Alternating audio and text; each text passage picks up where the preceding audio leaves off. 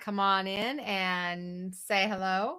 I'm going to hang out for a few minutes since this is our live version, so we can have a chance to chit chat a little bit and connect and um, see where you're all joining us from, where in the world you're joining us from.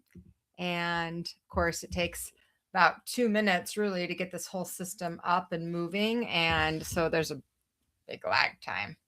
So I'm excited to be stepping into today's podcast. It is a topic that isn't always the easiest conversation to have, and I think it's one that most people can relate to. Really, most people can relate to.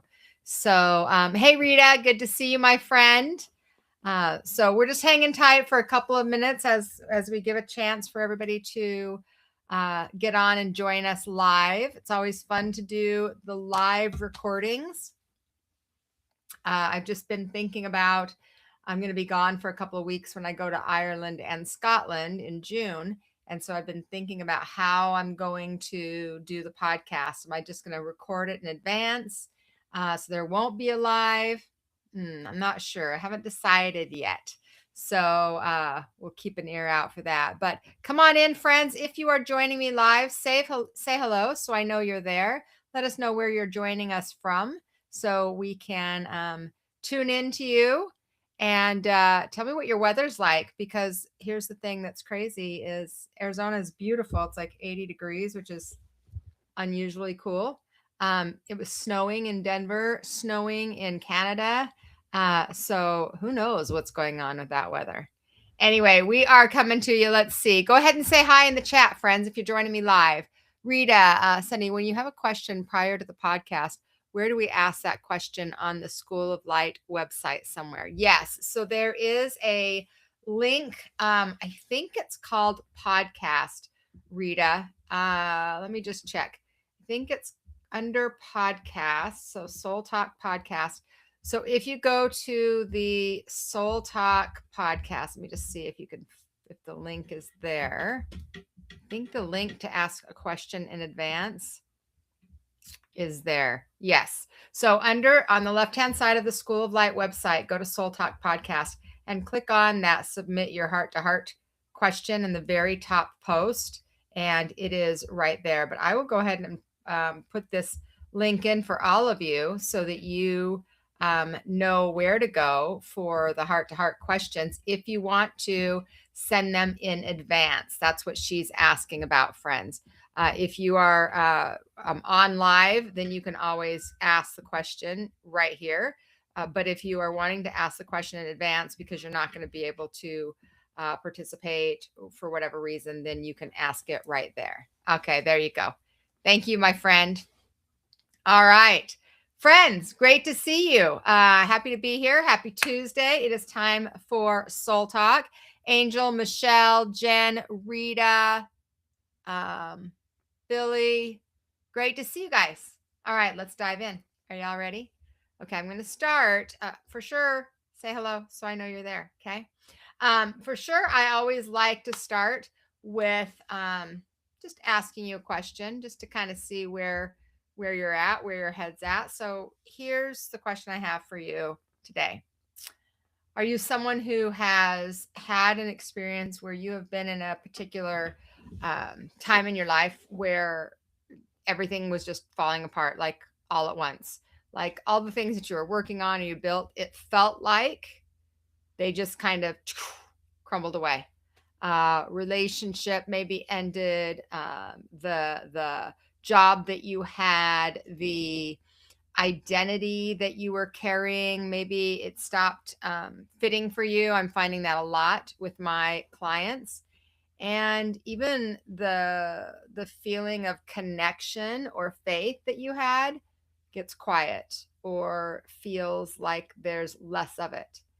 And it's not just like this sense of sadness. It's like you felt lost or disoriented, like you almost like like the ground under you is just slipping away, and you couldn't get your footing. That's a good way to say it. Get your footing. And what I find is the hardest part in those types of experiences isn't necessarily the pain, because if you're having pain, then that like explains some of it. It's that you can't fix it. You can't get out of it. You can't, it's almost like you have to sit and move through it. You can't just think positively about it, redirect your energy. There's just all these different challenges around that circumstance. And somewhere in the middle of all of that, you're kind of like, all right, what is wrong? Like, what is wrong with me? What is going on? Why do I feel disconnected? Why aren't things getting better? Where did my connection to spirit go? Where did I go? Have you ever been in a place like that? Well, if you have, then today's episode, I think it's going to fit you well. And if you've felt that way, or if you're feeling that way now, then I hope that this episode creates some shift and some awareness for you, because I think what you've been going through, a lot of people feel like it's a process of kind of breaking down. But what I look at, and I think about this in my own life, which I'll share with you some of those experiences, is more of a breakthrough. It's a breakthrough disguised as a breakdown. A lot of spiritual guides and teachers and speakers and healers have called this something. What have they called it? The dark night of the soul. The dark night of the soul. And nobody really has been able to explain exactly what it is, or what it's actually doing, what the purpose of it is, or really how you even move through it without just losing yourself completely. And so that's what we're going to talk about today. So drop a heart in the comments, friends, if you've ever been in that dark night of the soul feeling, or if you feel like maybe you're in one now. Give me 2 hearts. I want to see you, and I want you to know that you are seen. So let's get started with Soul Talk. Self-service, that's the way. Welcome to Soul Talk. Shine today. All right, friends, welcome back to Soul Talk. I am really excited about this episode because this topic, it's not a light one, but it is one of the important conversations I think that we need to have, because when we start talking about the dark night of the soul, it's something that so many people go through, and a lot of people they go through it alone. I know I went through it alone, thinking that there was something wrong with me, thinking that I had lost my spiritual connection, or that I failed my the lesson, or the what I was supposed to learn from particular things in life. And I would even say at times felt abandoned. I would say I felt abandoned from spirit. I felt abandoned from like humanity. And I want you to know that you're not. And I want to give you a different perspective and change that for you today. So as we step into Soul Talk, friends, Soul Talk, if you are new here, is where soul meets real life. And I am Dawn Johnston.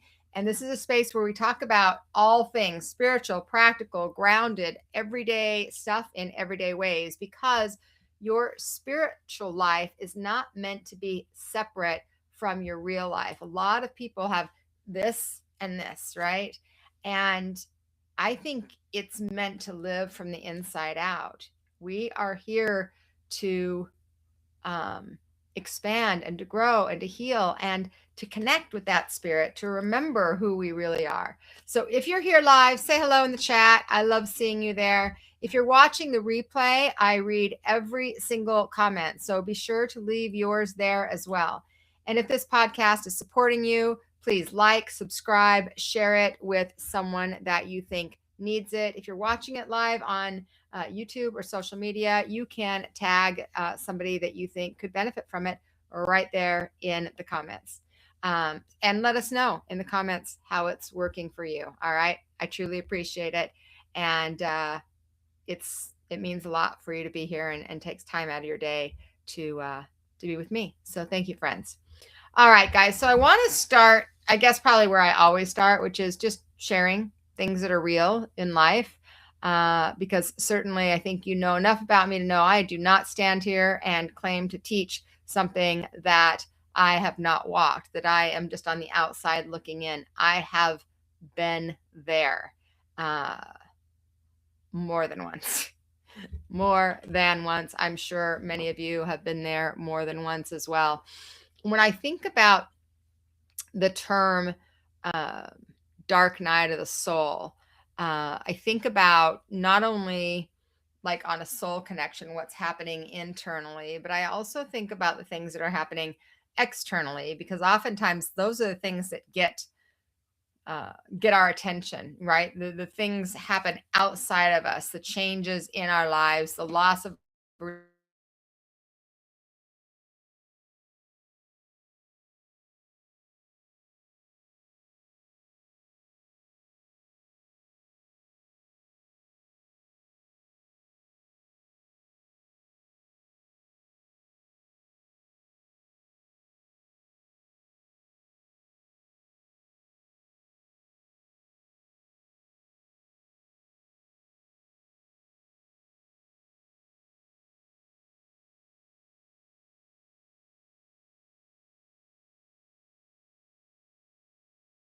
they walked hearing me. Looks like I had a little blip. Hopefully I'm okay. Did I lose you? And if I did lose you, am I back? Let me know if I'm back. Okay, I'm back. All right, good. Okay. Let me just write myself a note, because we got to know that I lost myself when we do the edits. Thank you. Okay, but I'm found. Look, I've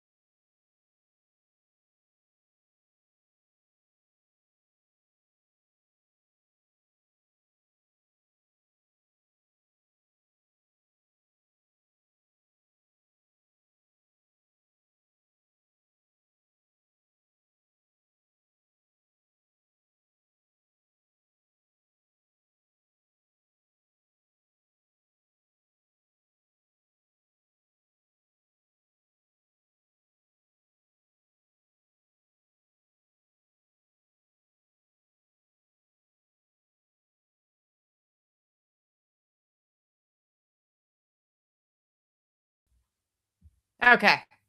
Hopefully I'm back. Are you guys there? I hope that worked. So go ahead and let me know in the chat if that worked. Thanks for your patience, friends. I hope I'm back. I'm back. Okay, good. Thanks for your patience, friends. I'm working on it. But it has been being wacko lately for me, and I am not sure why that is. But it looks like all of my titles and topics and everything are gone, but that's okay as long as you can hear me and you can see me. Okay, great. You can. All right, then let's dive in. Okay, guys. So when we're talking about the dark night of the soul, I think what I want to share with you is that so often we have the experience of the external versus the internal. And when I experienced my dark night of the soul, and I imagine that most of you have had this experience at some point in your life, people call it different things. But what I found is that it got activated by external components. So for me, it was a series of events. So I was already connected to the angels. I already felt the presence of the angels. I absolutely felt really deeply connected to my spirit, to the angelic realm. And I also had really bad self esteem, self worth, self value. And I found that in my experience, the journey that I was on took me to places that felt like, I would say, felt like hell. Um, and the first one that I really remember that I would call actually a season, like a dark night season, was when I was 18. And the season at that time was I had moved out, I'd met a boy. You know, a lot of times those stories start that way, don't they? Do any of you that have had a dark night of the soul had the experience where it started with, I met a boy, or I met a man, or I met a woman, right? Like for me, that's where one of them started. And it was, of course, initially feeling that connection, and I recognized that I just connected to the first person that gave me any attention. I opened myself up to the person that um, uh, asked me questions. Like I so wanted relationship and wanted love and wanted connection that I didn't even take into account anything else that was happening. So it didn't matter that he drank, a 12 pack of beer every day. It didn't matter that he smoked 2 packs of cigarettes. It didn't matter that he really didn't work. It didn't matter that he expected me to do all these things. What mattered was that he gave me attention. He was interested. And because I hadn't had that, that felt good. And so because it felt good, I kind of turned my ears and my eyes and my senses off to everything else. And that was the beginning. I met a guy, right? I met a boy that I completely handed everything of mine over to, right? I gave him money. I gave him my attention. I gave him my time. I thought and worried and tried to figure things out for him for several years.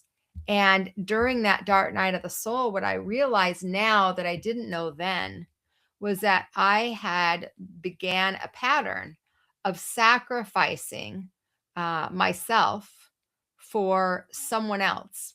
Somebody said once to me, "It sounds like you didn't have a boyfriend, you had a project." Bingo. Bingo. Any of you ever signed up for a project? And so, yes, I had a project and I signed up for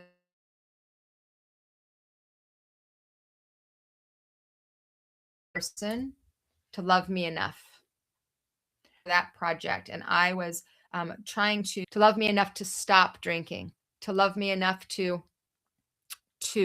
stop smoking cigarettes all the time, to love me enough to go to work, to love me enough to love our child that came shortly later.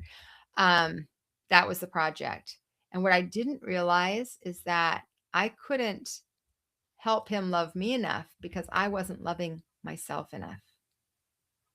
I was not loving myself enough. Can you relate to that? Are you someone that's had a project like that married into it, that took that on? And, for me, what I remember about that time was I remember like begging God begging the angels, like, help me. But it wasn't help me help myself. It was help me change him. Help me fix him. Help me be better so that he will give me the attention, the love, the presence that I want. And during those times, what I experienced a lot of was silence. And it wasn't like a quiet silence, like, okay, we're just gonna give you some space. It was a silence that at that time to me felt like absence. It felt like I was reaching for something that had always been there. The angels were communicating with me, and it felt like all of a sudden I was trying to reach and they weren't there. They weren't there, and I internalized that and made that about me, something that I did wrong. And what I realize now is that it wasn't that the angels left me. It wasn't that God didn't care. It wasn't that my guides weren't there. It's that I was slowly, little by little by little, shutting myself off. I was slowly disconnecting myself because of my shame, because of my guilt, because I knew even though I didn't know. You know what I mean? Like, you know, in your heart, even if you're not intellectually thinking about it, I knew that what I was doing was not healthy. It was not right. It was not good. Um, and and so I felt like the spirit world, my angels, my guides, my team, I felt like they abandoned me. But what I recognized is that I was not abandoned and I wasn't even being punished. Uh, what I recognize is at that time, I had pulled away, I had shut down, I had disconnected, I had kind of created a situation or a circumstance where I was forced because I chose to stand on my own, like completely on my own. And I recognize now that that journey was sacred. And I was in the middle of a sacred experience, but I didn't recognize it at the time because it was so painful. You know, then I got pregnant shortly after and then introducing a baby into that whole mix. And I stayed in that situation for 3 years because obviously it took me a long time to get what I was supposed to be learning from that. And so I was in the middle of something sacred. And even though it didn't feel sacred, even though it felt the opposite of sacred, actually, um, I think that's the thing that nobody tells you about the dark night of the soul. It does not feel sacred. It does not feel holy. It does not feel right when you're in it.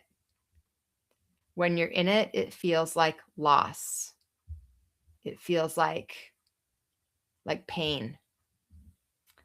So let's talk about what the dark night of the soul actually is, because I do think it's a term. If you've heard that term before, just give me a yes or heard it, or like it's something that you're familiar with, because not everybody actually is.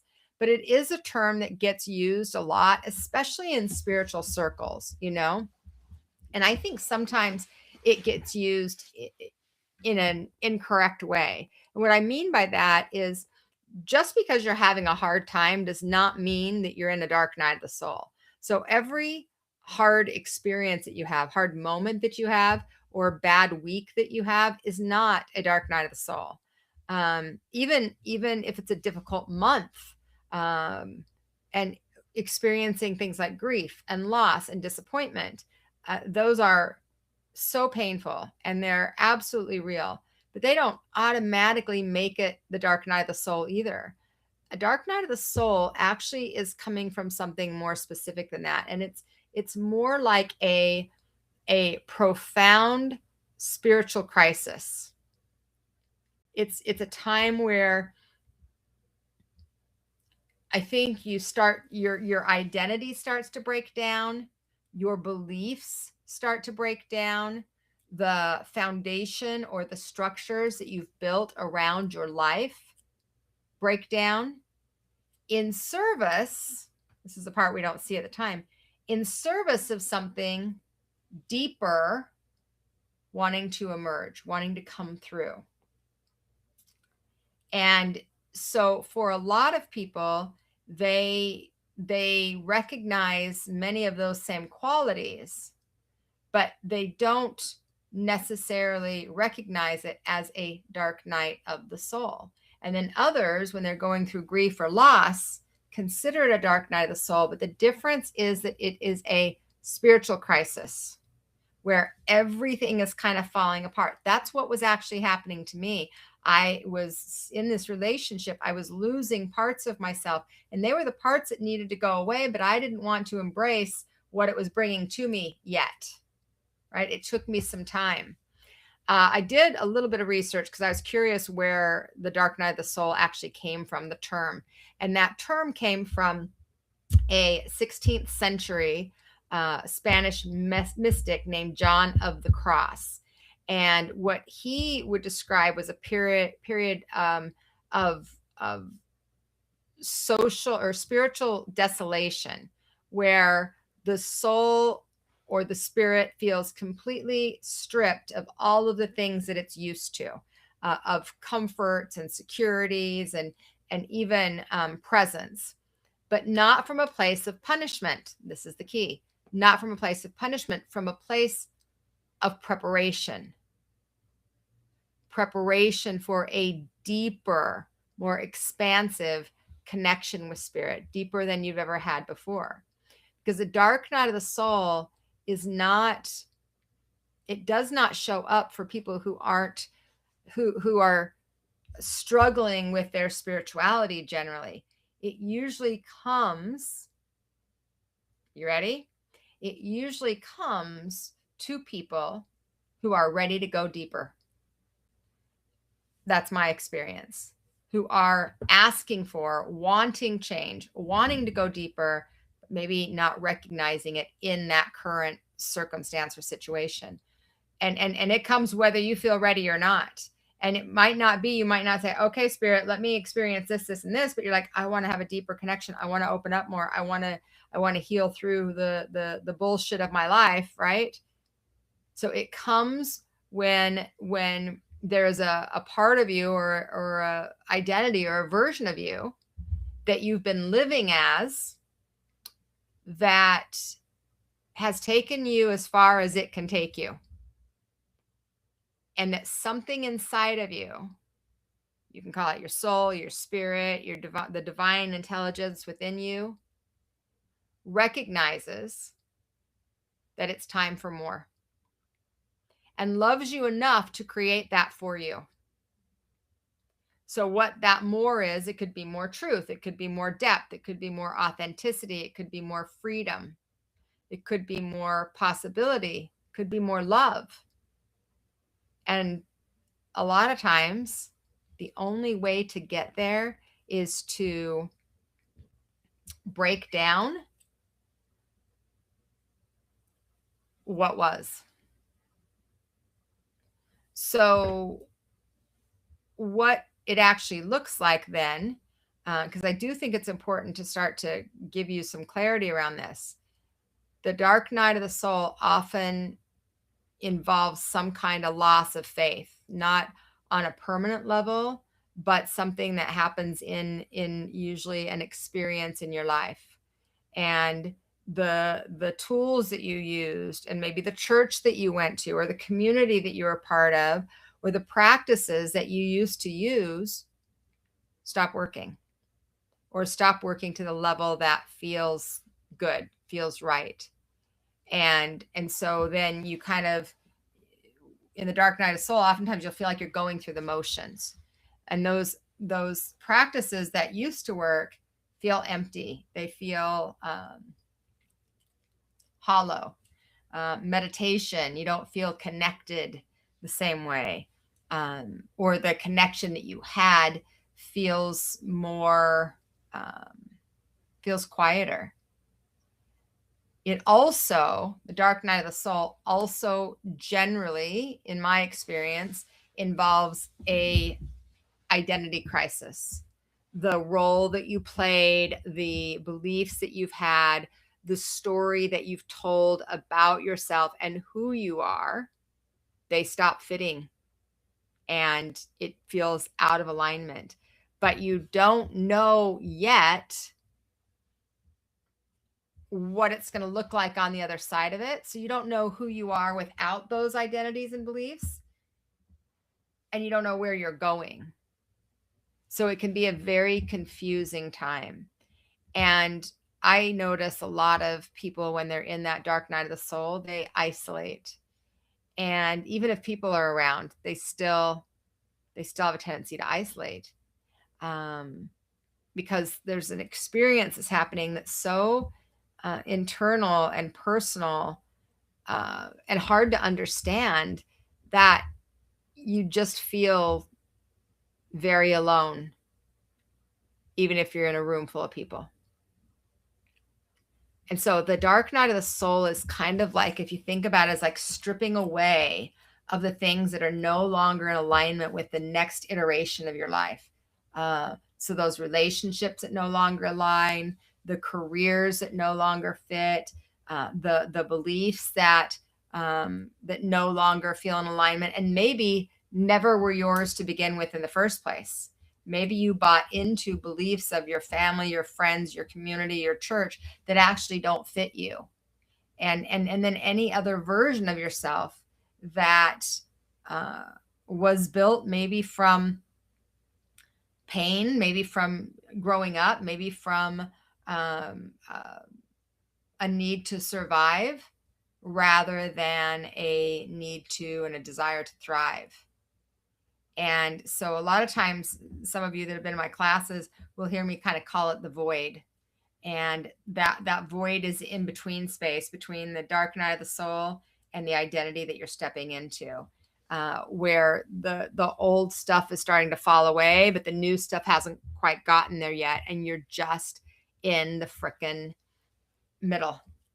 And you're in the middle, and it's in out of balance. It's uncertain. It's like a hurry up and wait game. There's no real clarity in that, because the void is really what I would say is the hardest part for most people, because we're trained to see that there's a problem and then fix it, have a solution, right? Move quickly, find the solution, and then do that thing, whatever that is. The void, I'm going to say this strong, but the void cannot be fixed. It actually has to be experienced. It has to be lived through. And so, I think about the void, and I remember trying to get out of the void. One of the ways that I would try to escape my void was to lie to myself, to tell myself a different story. In the scenario that I was talking about earlier, one of the ways that I would try to get out of the void, just to make myself feel better, because the void felt so uncomfortable, because I was such a control freak. Any of you? Are you live right now and saying, yeah, I have a control thing too? If you have a tendency to like to hold on to control, throw that in the chat. Let me know. If you're watching the replay, same thing. Control, just put in control. That was my issue. I felt so out of control in the void that I tried to double down and control, right? So I tried to I would even get into like manipulation with him to try to force him just to choose me, or to choose our son, or to choose health. And that control kind of took over in a lot of ways. It was not a pretty time. And in that control, that's where I started realizing, man, I really have no control. And that then some of the scenarios, some of the things, some of the identities, and some of the ways that I externally identified started falling away as well. So then I started having people around me that started showing me, and this was more through people that I was working with, because I was working like 3 or 4 jobs to just try to make ends meet. And and they would start, reflecting to me what I was doing in this relationship that wasn't healthy, then I would be embarrassed and I would be ashamed and I would feel guilty. It was just a cycle that felt like it was never ending. And that void felt so empty. And I didn't know how to get out of it, but to try to force myself out of it. What I recognize now that I didn't then was that even though it felt empty, the void actually was not empty. It was actually full. And what it was full of was all of the possibilities and all of the energy and the seeds that I had planted that were trying to grow, but they couldn't grow under the old identity. They couldn't grow under that lower level of faith. They needed more nurturing, more a new identity, a deeper level of faith, a more authentic person, a more real or truer version of me. And that all of that was living inside of the void. It was all there, and it was waiting. It wasn't necessarily waiting for me to fix it or to control it. It was waiting for me to trust it. It was waiting for me to trust it. Now I'm sitting here live right now, and I'm looking at my chat. I asked you how many of you are controlling people and you just want to be in control, and that's why this can be so scary. And I had 2. I don't even believe that. There is no way that there are only 2 people that like to be in control, guys. So often, that's why we go through the dark night of the soul, is because we're trying to force and control and make everything be exactly how it is. And that identity needs to fall away. And the identity of trust and faith and possibilities needs to drop in. And it can't drop in if we're like this. It's not possible. So the dark night of the soul is not the same as like diagnosed depression. So if you are in a place where you're experiencing like hopelessness, and it is a really long-term, prolonged hopelessness, or the inability to function on a day-to-day basis, or if you're having thoughts about harming yourself, this is different. Then you need to reach out to a mental health professional. The dark night of the soul can, and sometimes does, overlap depression. So they can be existing at the same time. And also, that is not the dark night of the soul. Depression is not the dark night of the soul. Remember, the dark night of the soul is a spiritual experience. Depression is a medical and emotional experience. And sometimes you need to address both. Sometimes you need support in both. No shame on either side, getting the help that you need. And I want to clarify that because it's important to acknowledge it. Okay. So how long does the dark night of the soul last? Well, long enough. I'm going to give you that answer. It is going to last long enough to get you to shed. It's going to last long enough to get you to open up. It's going to last long enough to get you to listen. So it varies. Sometimes it's a few weeks. Sometimes it's a few months. Sometimes it can last years. And I guess what I want you to think about with this is the amount of time it takes isn't based on how hard you're working to get out of it or to get through it. Actually, I think a lot of times the harder you fight and push against it, the longer it tends to last, because when the dark night of the soul is appearing, it's not asking you to fight. It's actually asking you to let go. It's asking you to surrender. It doesn't want you to give up, but it also doesn't want you to try to control the process. It wants you to let go of controlling the process, to trust the journey and what's being broken down or taken away or needing to be released, so that you can allow what's being built in its place to show up and serve you. That's important. And I think that's worth the wait. So let's talk a few minutes about how, let me give you some practical tips, how you can move through the dark night of the soul, because, I get it, guys. When I say, okay, well, you need to surrender. Saying surrender is easy. Doing it is not easy. So I hear you. We didn't sign up for easy. That's not why we came to this planet, to do things easy. We came here to love and to expand and to grow, right?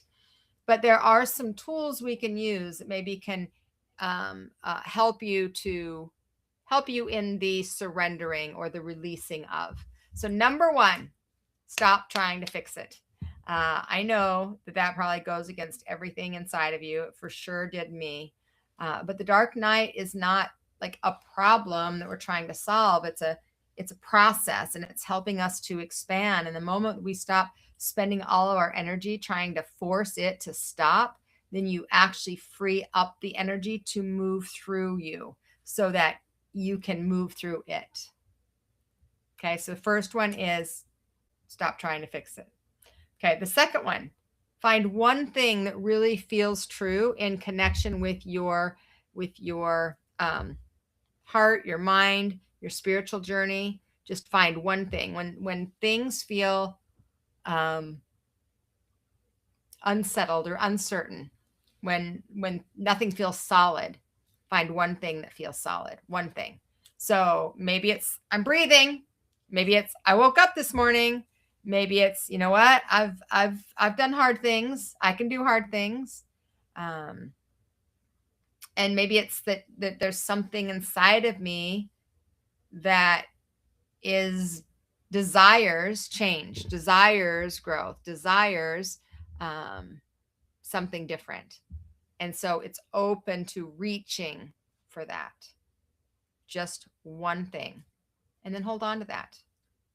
Don't allow yourself to just drop into the heaviness and the darkness, but something that you can see and step into the other side of it, right?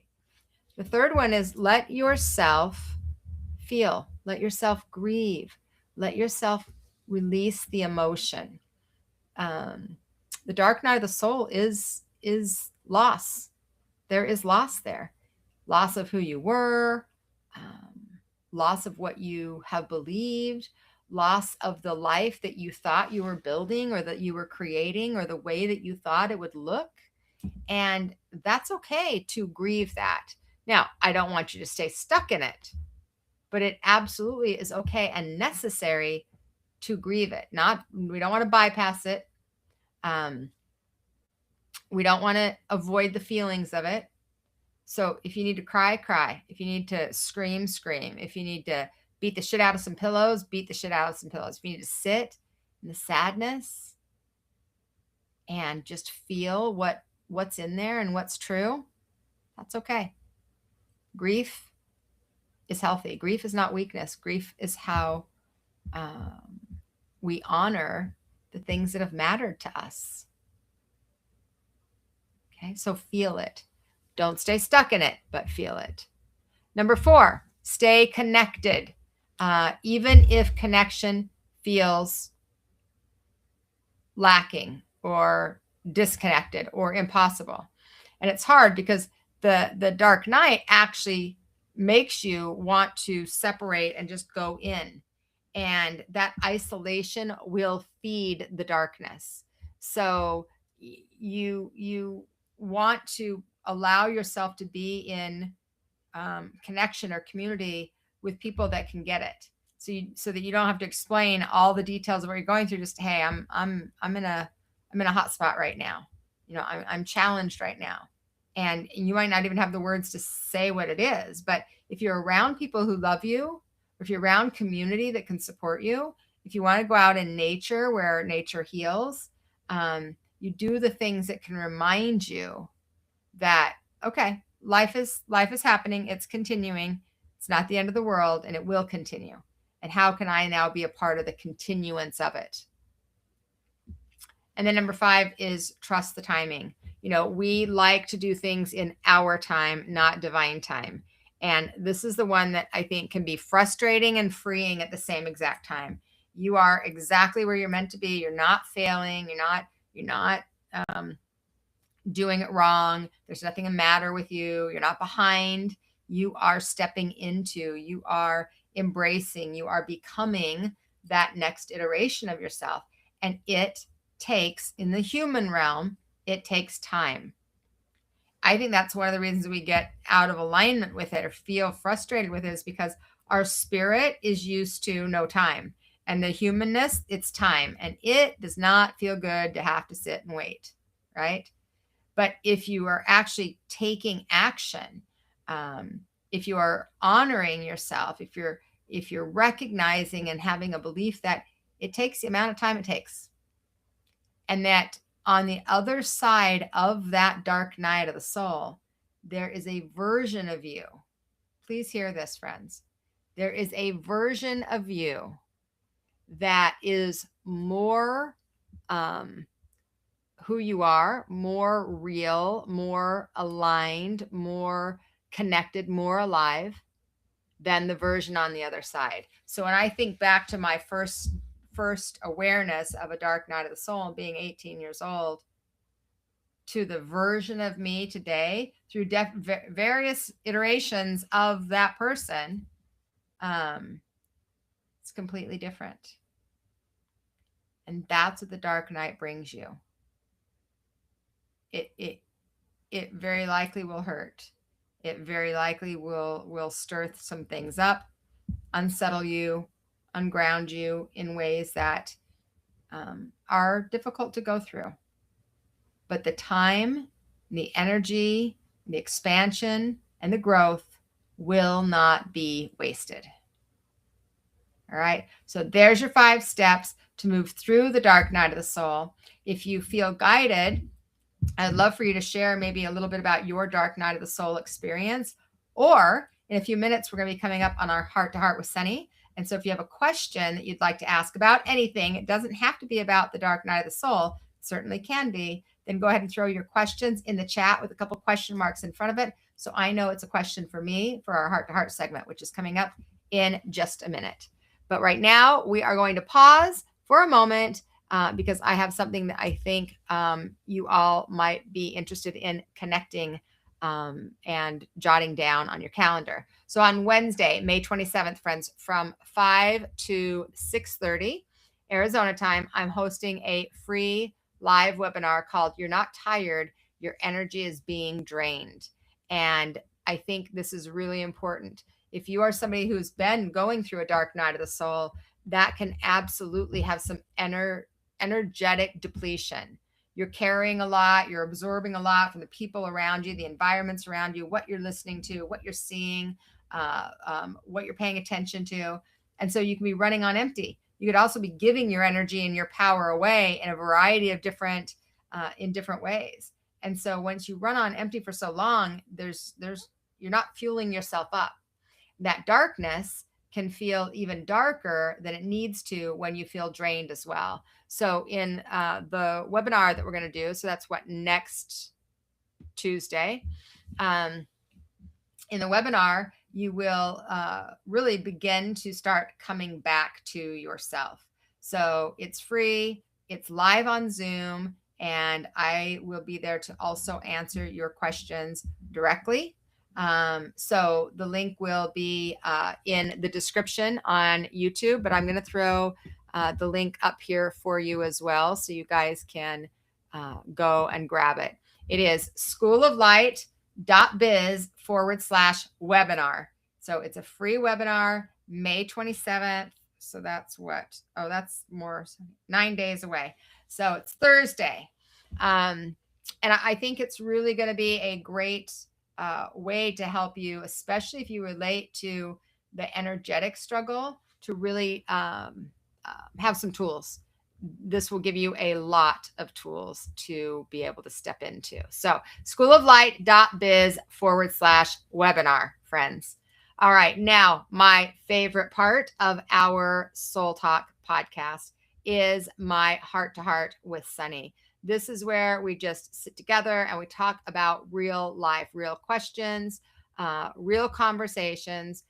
You can send your questions in advance, or you can drop them live in the chat right now. So a couple question marks, throw them in the chat so that we can dive into our heart to heart with Sunny. If you're watching on the replay, I do answer all of your questions. So if you have a question that's coming up and you're on the replay, you can still put your question in the chat and I will answer your question once I see that in the comments.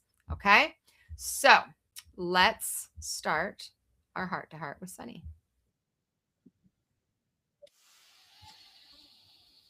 That's not right. Hang on.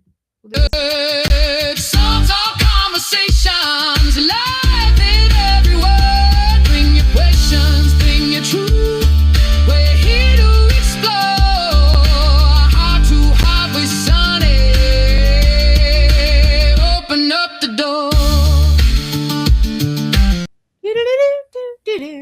All right, heart to heart with Sunny, friends. So go ahead and throw your questions right here in the chat. I'm coming to you in just a couple of minutes. We do have people that send their questions in advance.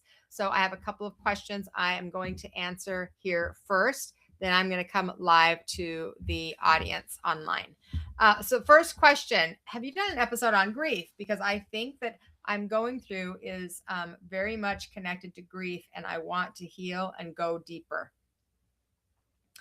I have not done a podcast episode specifically on grief. So I am going to actually add that to my list of podcast topics. And while I have those of you watching replay or on live, is grief a topic that you would like to see? If it is, just type the word grief, just so I have an idea if that's something that you are interested in. And if you have other topics you would like to hear for the Soul Talk podcast, then certainly let me know what those topics are. But you can type in grief. That will give me an idea of how many of you are interested in that. But yes, I can absolutely do that. Okay. Oh, this is an interesting question. Okay. What is one thing you believed about yourself 10 years ago that you've completely released, and what replaced it? Oof. Goodness. Guys, I don't ever read the questions in advance because I really like it to be off the cuff. But man, that's a hard one. Okay, let me think. What is one thing I believed about myself 10 years ago? So 10 years ago puts me at 45. And I've completely released, and what replaced it? You know, I think probably I really 10 years ago was the beginning of when I actually started. I got a message in November of 2016. So I was 45. And the message was, you need to move your body every minute, every day. And I had never been somebody that I've been active all my life in the sense of I'm always doing and going and being and all that stuff, but I'd never had any kind of consistent exercise practice ever in my life. I went at one time I did a 9-month period of going to the gym with my cousin, and that was it. And that was just, we did a few machines and we usually walked on the treadmill. So in 2016, in November of 2016, I got a very strong message from Spirit. You need to start moving your body. And it was so clear that I have a tendency to kind of argue about things. This one I didn't argue with. I knew it was like, you have got to start moving your body. And I did. So I started with walking. I started walking 30 minutes at least every single day. And then that led into lots of hiking. So I started hiking. I'd never been a hiker before that. So I started hiking, started walking, started paddleboarding, I started surf skiing. I started doing very active, physically active things. And then a little over 2 years ago, I started doing weight training. And so I think that, one of the things I believed about myself 10 years ago is that I wasn't capable of doing it. Like, I think I believed, I'm not athletic. I'm not really very much of a go-getter as far as physical things. I'm not competitive around physical things because I never really did them. I was never on a team that outside of when I was really little, like under 10, but I never did sports in school. I never did anything physical. I never had muscles. I never tried. And so I think that identity that I held on to was that, that's not who I am. My parents, neither one of them did any of those things. So it just wasn't a part of my life. And I have absolutely 100% completely released that. And I have replaced it with, I am strong and I am healthy and I am learning and I can learn anything. Like, I can learn it. I might not like it all, but I can learn it. I'm capable of all the things. And so any of those types of physical activity, adventure, things that are fun, like there's some things I don't think are really fun, but so much of it has shifted, and for in a very positive way. So that's what I say I would replace it with. Okay, so got those questions, guys. Now let's go to the chat. Looks like we I can't delete that person. So on YouTube, you guys can just ignore that, and I'll have to take those out when we're done. But go ahead and let's see your questions, friends. Okay, Rita, during a Spirit Speaks reading, I asked Spirit to come forward, but I did not get called in the reading. I felt Spirit with me, and I felt really bad that I hurt his feelings. Do we hurt them? We do not hurt them. So they're not built the same way we are as physical beings. They don't have the human emotion that we do. So they see from a much broader perspective. It's kind of like they know the whole story. So when we have comment or we have reaction or something like that, they understand where it's coming from. Like, they know that it's coming from maybe, when we were younger, or maybe that it's fear, or maybe that it's grief, or maybe that it's insecurity, things like that. So we do not hurt them. What we do is we hurt ourselves by having ideas around the way that we should have been with them. That's actually where the pain comes in. But as far as a specific answer to your question, Rita, we do not hurt them. And they have a much broader perspective than even we have, because they can see all of the energy that leads to that experience, if that makes sense. So that's a great question. I hope that answered you, my friend. Okay, let's see. Things that used to bring me joy no longer do. I don't feel fulfilled anymore. Michelle, I think that is likely because you have lost part of your purpose.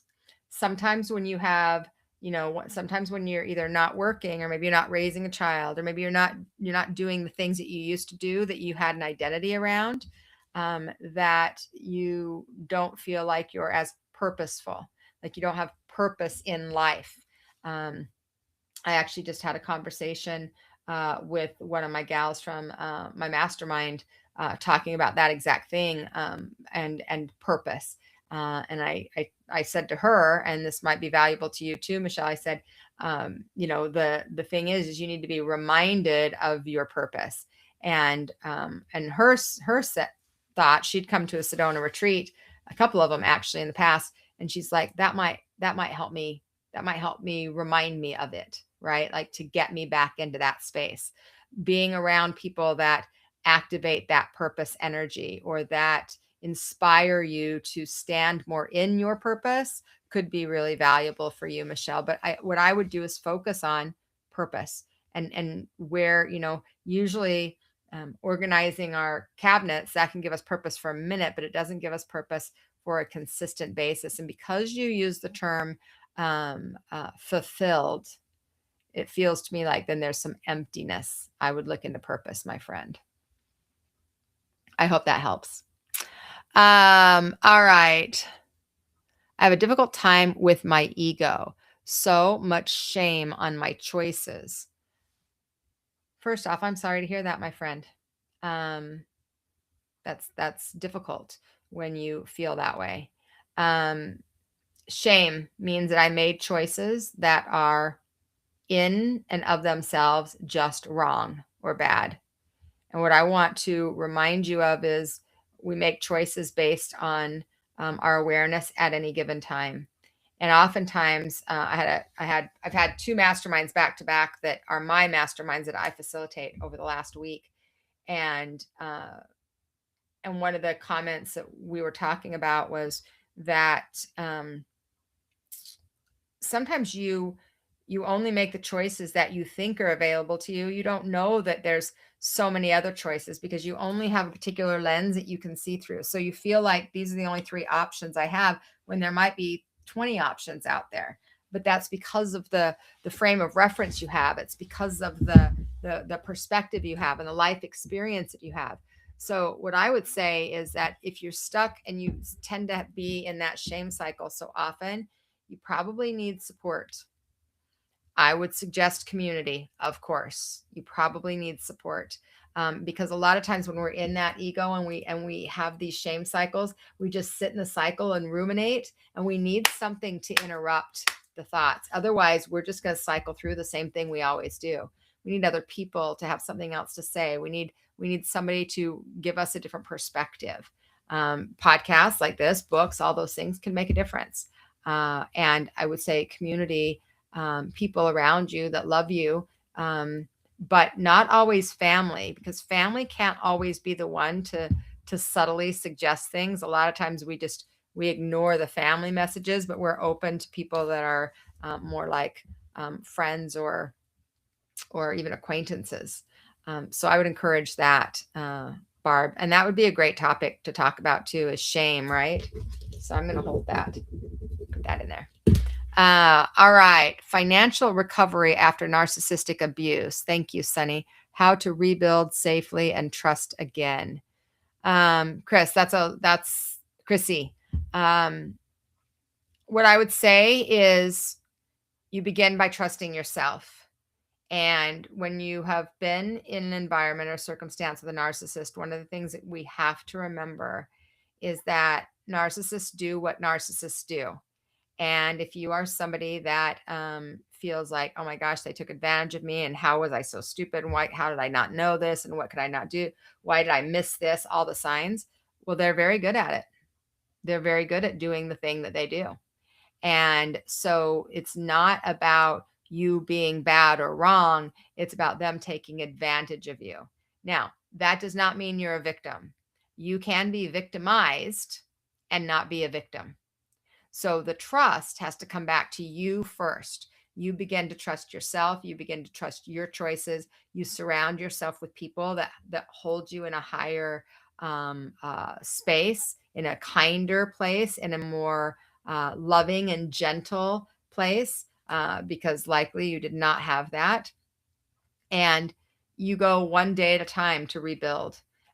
You learn, get educated, surround yourself with people that are aware in that particular area. So if we're talking about financial recovery, there are organizations, there are communities. In my Elevate community, we talk about all different aspects of learning to trust ourselves. Finances can be one of them. We've done several master classes on abundance and learning how to receive and trust that you deserve to receive as well. So in your community, if you want it in person, online, but surround yourself with people that can give you the tools and the techniques and have more knowledge and wisdom than you do in that particular area. And as you learn more, then you become more gentle with yourself, and then you show up in a different way that you start to build those financial resources. You know, I went through the same thing when I was young, and I mean, literally was on food stamps and welfare for those 3 years, and well, 2.5 of those years, and then half a year making that adjustment out of that relationship. And it wasn't a narcissistic situation because he didn't have any money. He just didn't work. But I had to learn how to recover, and I had to get out of the shame and the guilt of having needed that support, because I carried a tremendous amount of that. So I want you to know we're here with you. And, for any of you that are watching live or the replay, I encourage you to come and join School of Light. We have a free community where you can come in. We have lots of free videos that you have access to. You have access to a community, and I'd love for you to come in and check it out. Go to the.schooloflight.biz, the.schooloflight.biz, and you can get registered there and have access to classes and community and support. I have a couple membership communities in there that you can check out, but it's not required to just be a part of a community where maybe you can create some safety. All right. So great questions. Thank you very much, my friend. All right, friends. So that is our time together today. Thank you guys so much for being here. I know we had some tech issues, so I apologize for those tech issues, but thanks for hanging out and staying on. Encouraging you to come and join us for the webinar, friends. I'm going to put that link in here again so that you can come and join us. Just click on it, register, and it's free. And that way you can join us next week. Also, if you are in the dark night of the soul right now, I really want you to hear this. You're not broken, and there's nothing wrong with you, and you are not being punished. I know it feels that way sometimes, but you are being recreated. You're being remade. And the fact that you are here, that you showed up here today, that you are still reaching out and reaching for something, that is something that just tells me that you are looking for the light. And that is important. That is what your soul is exactly meant to do in this situation, is to keep going and not to get frustrated because it's not easy, but know that you are worth the journey that this is taking you on. All right. So friends, as we wrap up, I want to invite you, drop a comment and tell me, what was your takeaway in this? Did you get some value out of it? And if you were on a dark night of the soul, I surround you in so much love and light. And I want you to know you're not alone here. If this episode meant something to you, I really want to encourage you to share it, like, subscribe, share, let other people know that, that they can get connected here if they feel guided to. And also, if you enjoyed this, we have on YouTube, if you got some value out of it, if you feel like it's something that was able to move you in any way, you can do the super chats. You can donate to keep this podcast going. We don't obviously have any fees, or we don't charge anything for this. Of course, podcasts are free. But if you want to help support my team and I, as we are putting these out, we would love to receive that as well. And so that's available through YouTube on the super chats and gifts and all those kinds of things. So thank you guys so much. And as a last reminder, please remember, when we allow our divinity to guide our humanity, what we do is we shine brighter and more intentional and more aligned. And I'm so grateful to have all of you here with me. I love you all, and I will see you next time. So I'm going to share my video of our SOLtalk video with all of you. But I do want to answer the question somebody asked me, where the lyrics to Heart came from. Chris and I created them.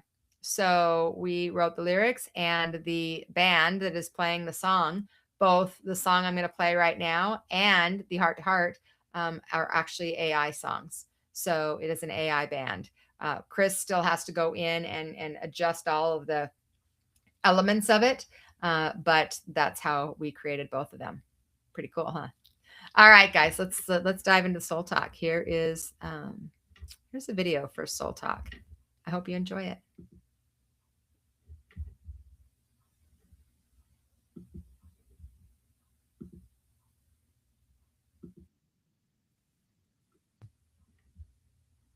Hang on. That.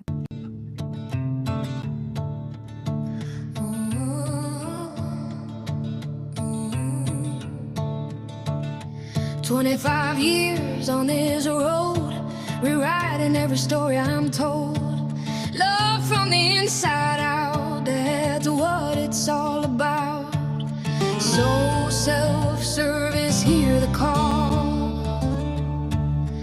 Rising to the truth of it all.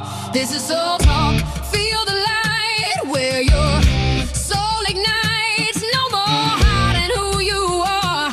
Time to shine. You're born a star. Inspire, light the way. Impact your inner fire. That's a fact. This is Soul Talk. Time to rise. Step into your power. No disguise. Walk through shadows, found my voice. Now I'm here to make the choice. Real and raw, that's how we heal. Heart-based living, this is real. Soul self-service, feel the flame. Step into your power, stake your claim. This is Soul Talk. Feel the light where your soul ignites. No more hiding who you are. Time to shine. You're born to star. Inspire, light the way. Impact your inner fire. That's a fact. This is Soul Talk. Time to rise. Step into your power. No disguise.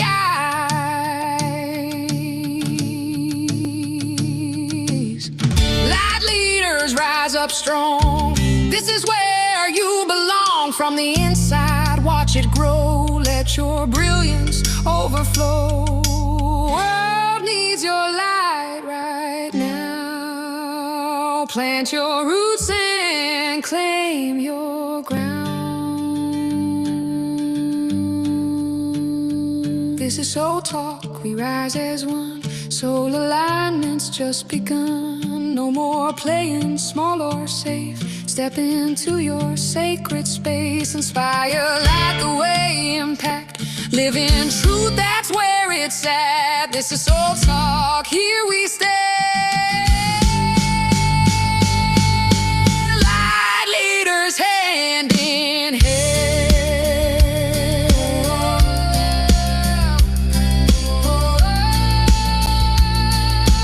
Light leaders, hand in hand.